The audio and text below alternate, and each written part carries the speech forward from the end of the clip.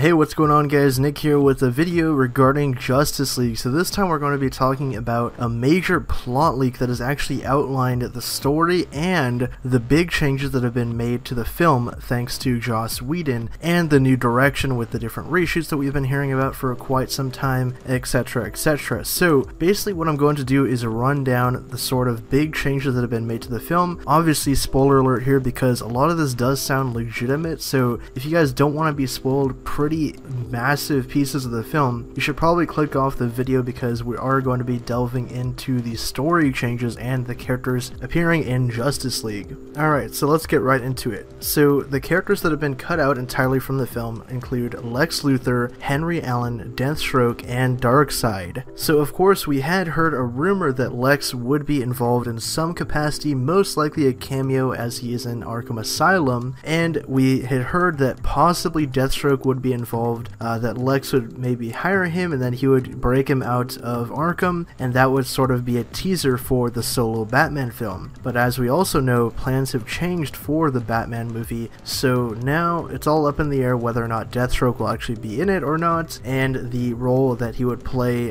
in this movie, and also Lex's role. So both of those characters have been taken out along with Henry Allen. Now Henry Allen is an interesting one because there was rumors that he had dropped out of the film. I'm not sure if that was confirmed or not, but the actor Billy Crudup, it was rumored that he had actually dropped out of the Flash movie, but I can't remember if it was verified or not. Drop it down in the comments below if it was confirmed or not, because I honestly don't remember. I guess they cut out the Henry Allen subplot.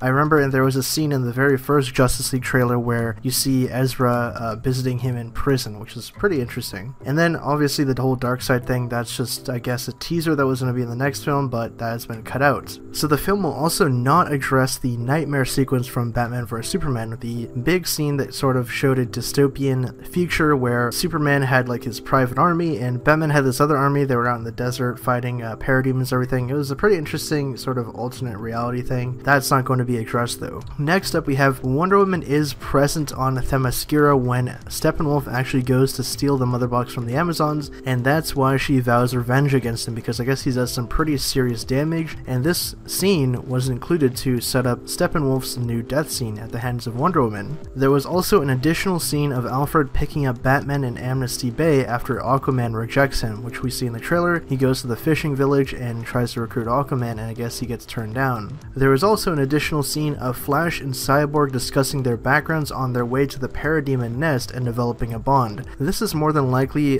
towards the midway of the movie, I guess you could say, when they're going into that tunnel and they all fight in the vehicle that Batman has. Okay, so the next piece that was added to the film was the Harvester subplot, which is a pretty massive part of the movie. I guess it's Steppenwolf. He has this machine that's like a giant beam that basically harvests natural resources and things and sends them back to Apocalypse via the mother boxes that he's trying to get in the movie. This was all part of restructuring the entire third act of the film, which originally was just a alien invasion. Superman's subplot has also been altered in the film. Rather than flee from Metropolis due to self-doubt, he does it to see Lois and Martha and let them know he's fine before joining the final battle. There was also an additional scene of Superman saving Metropolis from the Harvester's effects and reassuring the citizens that everything will be fine. There's the additional scene that was added into post-reshoots where Superman goes to visit Alfred before heading to the final battle in Venezuela. So I'm guessing this might actually be the trailer scene that we saw where Alfred says, "I hope you're not too late," so pretty interesting stuff there. Cyborg subplot has also been altered too, of course, that's been talked about very recently. Rather than doubt himself and be reassured by Batman, Cyborg is the one who actually rallies together the League using a football metaphor that later inspires the team's name, the Justice League. Steppenwolf's ultimate demise has been changed. Originally he'd be beamed back to Apocalypse by Cyborg and executed by Darkseid for failing to conquer Earth. Now Wonder Woman will punch him into the Harvester's beam and disintegrate him. There was also an additional scene added where Cyborg and Silas, his father, watch Cyborg's old college football games together to help them bond and develop their relationship better. And then of course there's been minor dialogue additions sprinkled throughout the film. But those are all the major additions that were changed or added in Joss Whedon's reshoots and handling of the film post Zack Snyder. Leave your own thoughts down in the comment section below. What do you guys think of this, and are there any scenes that you felt were interesting, or any additions that were interesting, or any cuts that were strange to you? Like for instance, instance, cutting out Lex Luthor's subplot, Henry Allen, Deathstroke, and Darkseid. Drop all that down below. As always, thank you guys again for watching. My name is Nick, and for more on Justice League and the DC Extended Universe, subscribe to Hybrid Network.